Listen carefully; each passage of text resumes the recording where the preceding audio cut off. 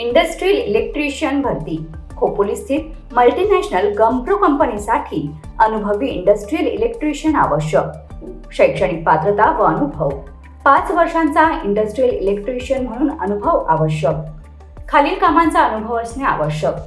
Star delta starter wiring व motor connection, VFD wiring connection व parameter setting, electrical panel wiring, generator panel connection, instrumentation wiring, AMF panel connection व trouble shooting.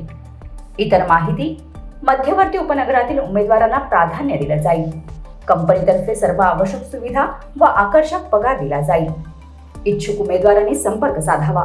संपर्क 022 2579 3280। स्थानिकांचा जो विकास असतो आणि विकास करण्यासाठी कुठलाही निधी मंजूर होतो किंवा एखादं काम मंजूर होतं, त्यातून खऱ्या अर्थाने माझ्यासारखा कार्यकर्ता त्यातून कुठल्याही प्रकारचं श्रेय घेऊ इच्छित नाही। कारण आपल्या सर्वांना माहिती आहे, ह्या अगदी 2-3 महिन्यामध्ये आदरणीय तटकरे साहेबांच्याकडे या ब्रिजसाठी आम्ही अनेक वेळा त्यांच्याकडे जाऊन त्यांच्या या ब्रिजची मागणी आम्ही त्यांच्याकडे केली। हे तुम्हालासुद्धा बऱ्याच वेळेला मी आपल्याशी चर्चा केली होती।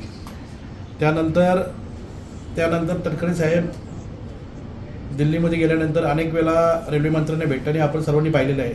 तटकरे साहेबांनी त्यांना दिलेला प्रस्ताव असतील, तटकरे साहेबांनी त्यांना दिलेली मागणी असेल, हे अनेक वेळा पाहिलेलं आहे, आपण सर्वांनी बघितलं असेल। तटकरे साहेबांच्या पेजवर तशी त्यांची पूर्ण माहितीही उपलब्ध आहे।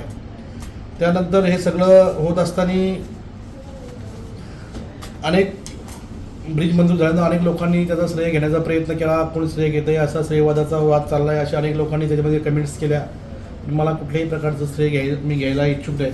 कारण आपण सर्वांनी बघितलं असेल, जेव्हा हा ब्रिज मंजूर झाला त्याच्या महिनाभर अगोदर आम्ही तटकरे साहेबांच्याकडे जाऊन याची अनेक वेळा मागणी केली होती। त्यानंतर तटकरे साहेबांनी रेल्वे मंत्र्यांना पत्र दिलं। रेल्वे मंत्र्यांनी पत्र दिल्यानंतर रेल्वे मंत्र्यांनी त्याचा प्रस्ताव आमच्या नगरपालिकेकडे मागितला आणि हा प्रस्ताव नगरपालिकेने रेल्वेला दिलेला आहे, हे सुद्धा आपण सगळ्यांनी बघितलं आहे। आणि आमची नगरपालिका असताना तो प्रस्ताव आम्हीच देऊ शकतो हे सुद्धा मला विरोधकांना सांगायचं आहे। कारण जेव्हा नगरपालिकेचा प्रस्ताव तिथं पाठवला जातो तेव्हा यांना त्यातलं काय माहिती होतं का? तर माहिती नव्हतं। त्यानंतर रेल्वेचं पुन्हा नगरपालिकेला पत्र आलं। त्या नगरपालिकेच्या पत्रामध्ये रेल्वेने विचारलं का आपल्या कर्जतमध्ये किती आपल्या ब्रिजची प्रायोरिटी तुम्ही द्यावी। जेव्हा 131 ब्रिज मुख्यमंत्र्यांच्या दालनामध्ये मंजूर करण्यात आले रेल्वे, आणि तेव्हा मुख्यमंत्र्यांनी सांगितलं की ह्याचा हा जो निधी आहे हा निधी महाराष्ट्र शासन खर्च करू शकत नाही, त्यासाठी तो रेल्वेनी म्हणजे महारेलनी खर्च करणं अपेक्षित आहे, बरोबर। त्यानंतर मला वाटतंय काल कोणीतरी ग्रुपला टाकलं होतं का आदरणीय बाबणे साहेबांनी सुद्धा पत्र दिलं होतं, याची मागणी केली होती, 100% पत्र दिलं होतं। पण बाबणे साहेबांनी हा निधी MMRDAकडे मागितला होता।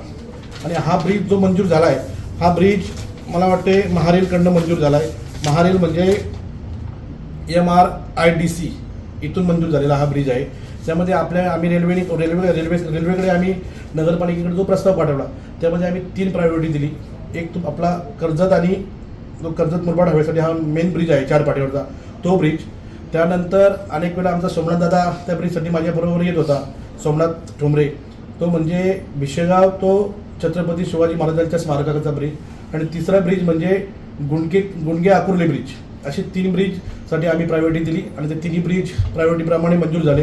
त्यामध्ये 2 ब्रिजचं लगेच त्याचं काम सुरू होतं आहे आणि त्यानंतर एक ब्रिज जो आहे तो सुद्धा प्रोसेसमध्ये आहे, म्हणजे भिशेगाव शिवाजी महाराजांचा स्मारकाचा ब्रिज आहे तो। त्यामध्ये अनेक लोकांनी त्यामध्ये बघितलं असेल का असे हा मंजूर झालेला ब्रिज नाही, ते मंजूर झालेला ब्रिज नाही, कोण सांगते। रेल्वेची मिटिंग झाली, रेल्वेच्या मिटिंगमध्ये होऊनसुद्धा त्या गाड्या जो थांबाचा आपला ट्रेन थांबाचा जो विषय होता तो मंजूर झालेला नाही। त्यासाठी सुद्धा माझ्याकडे पत्र आहे, पण मी आधीच हे करत नाही। यासाठी सुद्धा GMने तुमच्या रेल्वे मंत्र्यांना पत्र लिहिलं आहे, त्यामध्ये सर्व सविस्तर म्हटलेलं आहे का हा कर्जतचा बस थांबा पूर्वी पण होता आणि आताही करणं अपेक्षित आहे आणि आदरणीय तटकरे साहेबांचं त्यामध्ये शिफारस झालेली आहे असं हे पत्रही आम्ही आपल्याला देऊ इच्छितो। म्हणजे तोही विषय मार्गी लागलेला आहे आणि त्यामध्ये सरळ म्हटलं आहे का याला महाराष्ट्र शासनाची रेल्वेची मंजुरी आहे, फक्त केंद्र शासनाची मंजुरीसाठी त्यांनी दिल्लीला पाठवलं आहे। तो सुद्धा विषय संपलेला आहे, तोही अगदी 2-4 दिवसात 8 दिवसामध्ये तोही विषय मार्गी लागेल। आणि या ब्रिजसाठी जी कर्जतची खरी आवश्यकता होती कर्जतची जी अडचण होती बाबा, कर्जतमध्ये जी तुमची वाहतूक कोंडी होत होती, त्यासाठी आम्ही अनेक वेळा प्रयत्न केलं. आणि बार्ली साहेबांनी सुद्धा MMRDमध्ये प्रयत्न केले असतील, अनेक लोकांनी प्रयत्न केले असेल. नितीन सावंतांनी सुद्धा मला वाटतं मधल्या काळामध्ये सांगितलं होतं का तो ब्रिज होणं अपेक्षित आहे. तर सगळ्या लोकांनी प्रयत्न केले असतील, पण प्रयत्न केल्यानंतर यश कशा माध्यमातून आणि कुठून येतं आणि कसं येतं हे सुद्धा आपल्याला माहिती आहे. अनेक लोक बोलतात का हा ब्रिज कसा झाला, काय झाला. तर रायगड जिल्ह्यामध्ये ते 4 ब्रिज मंजूर झाले.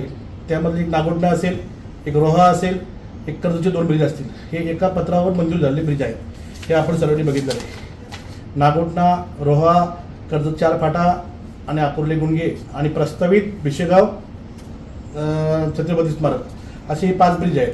तर कोण बोलत असेल का आम्ही हे रोह्याचा पण आम्हीच केला, नागोठण्याचाही आम्हीच केला.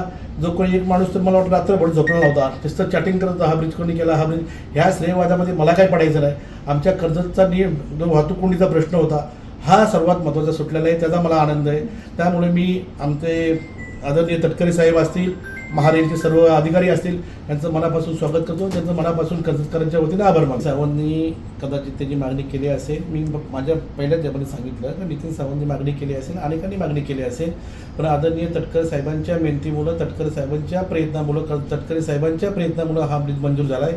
हे पूर्ण जनतेला माहिती आहे, पूर्ण मीडियाला माहिती आहे, सगळ्यांना माहिती आहे. आणि त्यामध्ये जरी बाबा त्यांनी पण केलं असेल तरी आमची काही हरकत नाही. आमच्या कर्जतचा प्रश्न सुटला आहे, हा आमच्यासाठी महत्त्वाचा मुद्दा आहे. जे कोण बोलतात त्यांना मला सांगायचं आहे की हा ब्रिज केंद्र शासनाच्या महारेलमधून मंजूर आहे.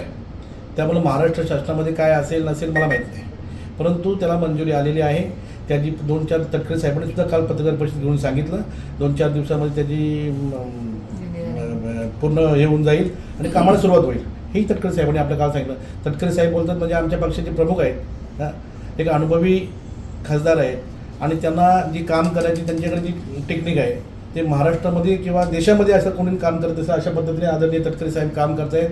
तुम्ही तटकरे साहेबांचं पेज ओपन करून बघावं. त्यामध्ये रेल्वे मंत्र्यांचं त्यांनी किती वेळा भेट घेतली, किती वेळा बैठक लावले हे सुद्धा आपण बघावं. त्यामध्ये श्रेयवादाचा विषय येत नाही. कर्जतचा प्रश्न सुटतोय, कर्जतचा वाहतूक कोंडीचा प्रश्न सुटतोय. हा आमच्यासाठी सर्वांसाठी आनंदाची गोष्ट आहे. आणि मी खरंच पुन्हा एकदा सांगतो की मी महारेलचं मनापासून आभार आणि त्यांना धन्यवाद देईन. ज्या मुलांना रोजगार नाही त्या मुलांना रोजगाराच्या संधी उपलब्ध करून देण्यासाठी आपण MIDCमध्ये प्रत्येक कंपनीमध्ये जाऊन आमच्या तरुणांना पहिला न्याय द्या, मग परप्रांतीयांना न्याय द्या, हा आमचा हेतू आहे. आणि जी आमची तरुणी आता काम करतात ज्या कंपन्यांच्यामध्ये त्यांना प्राधान्याने परमनंट करा, हा आमचा हेतू आहे. ह्या गोष्टी आम्ही घेऊन पुढे जाणार आहेत आणि आम्हाला आमचा पक्ष वाढवण्याचा पूर्ण अधिकार आहे. विरोधकांनी आम्हाला अक्कल शिकवण्याची काही आवश्यकता नाही. आमचा पक्ष कसा वाढवायचा, तो कसा मोठा करायचा, आमच्या पक्षाची ध्येय धोरणं काय आहेत, भूमिका काय आहेत, हे आमची पक्ष आम्ही ठरवू. बघायला गेलं तर हे आंदोलन तुमचं पूर्णपणे सामाजिक आहे. यामध्ये कुठलाही राजकीय द्वेष नसताना नितीन सावंतांनी यामध्ये उडी घेतली, काही राजकीय वाद आहेत? मला त्याविषयी नितीन सावंत आमच्या परिवर्तन विकास आघाडीचा एक प्रमुख घटक आहेत. त्यांनी असं का केलं हे मला माहिती नाही, परंतु आमचं आंदोलन हे पहिल्या दिवशी मी आपलं प्रेस घेतली तेव्हा सांगितलं होतं का हे कुठलंही राजकीय आंदोलन नाही.